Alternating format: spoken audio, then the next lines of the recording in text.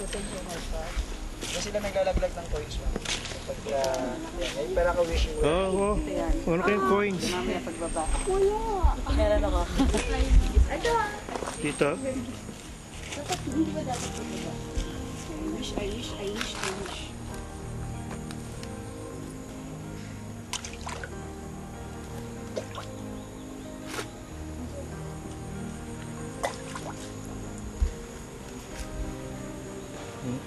Wish mo na lang. Hindi pwede ito. Ganun ba yun? I wish doon, hanggang doon.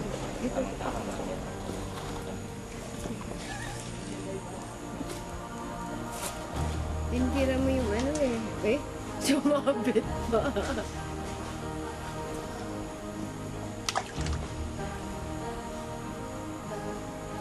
Gawin mo ano.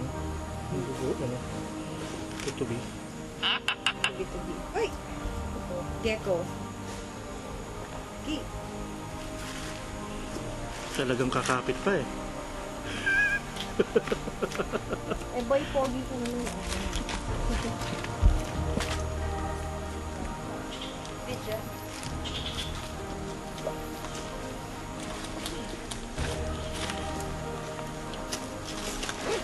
Okay.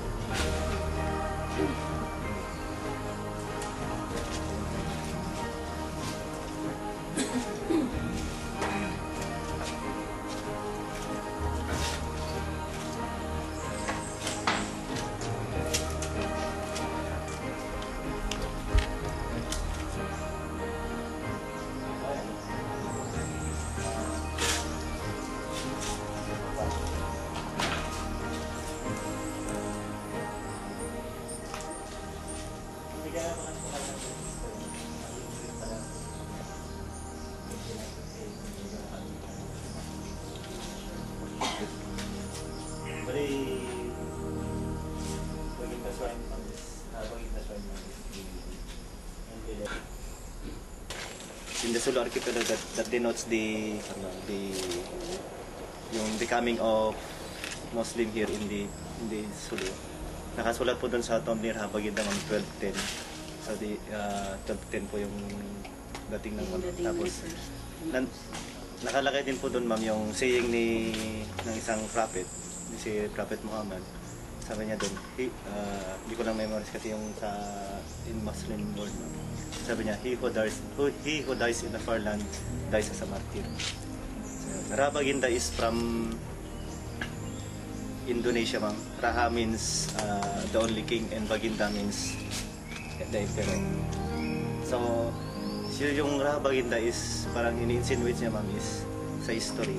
According to history, hindi siya, yung Rabaginda is not a person. It's a title. So, next is, tapos, ngayon man, dumaong po siya dun sa Juan, dumaong po siya sa Buanza. At yung western part po ng Subo, po sa Buanza. Tapos, kinongker siya ng mga tausog nun, ma'am, kasi dayo siya. Ngayon sir, nung nalaman siya na Mohammedan siya, na isa siyang Mohammedan, ibig sabihin yung sumusunod sa utos ni Muhammad. So, naging kaibigan, naging in-engage niya yung mga tausog, ma'am, tapos naging okay naman sa kanya, tapos naging siya yung dito. First sultan niya. So, after that, ma'am, bakit dito siya parang nung kasi siya, nung siya pa yung sultan of Sulu, ma'am, dito yung ginagawa niya as God, pag nag-gather sila. Dito yung ginawa niyang itong Buddha to, ma'am. Dito sila nag-gather. Pag may install na dato, pag may install na mga officials yun. And it was called Buddha to, ma'am, is for the tribute for his datos. Kaya tinawag niya na Buddha to. Then, so ito naman, ma'am, ito yung sign ng na nandito yung tomb ni isang sign is yung sa itong malaking puno. Tapos ang nakalagay din sa history is yung mga hindi naniniwala kay Rahabaginda na dito siya papakita sa kanila dito.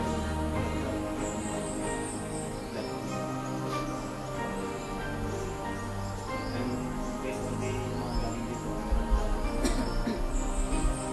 puting kabay.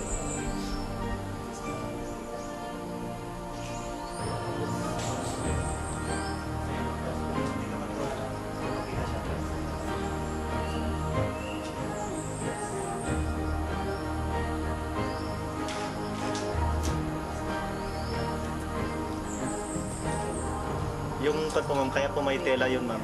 Yan, ma'am, is assigned na special yung tao na nakalibing.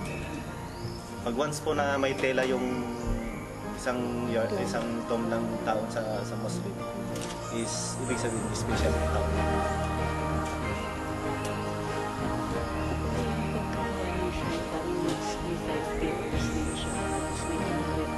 I mean, prayer.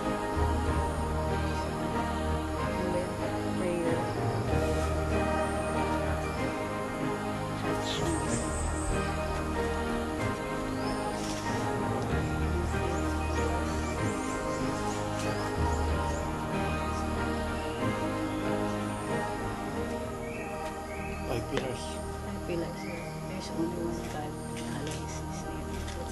That's the primary. I feel like this one. Yung dalawa nakalimutan.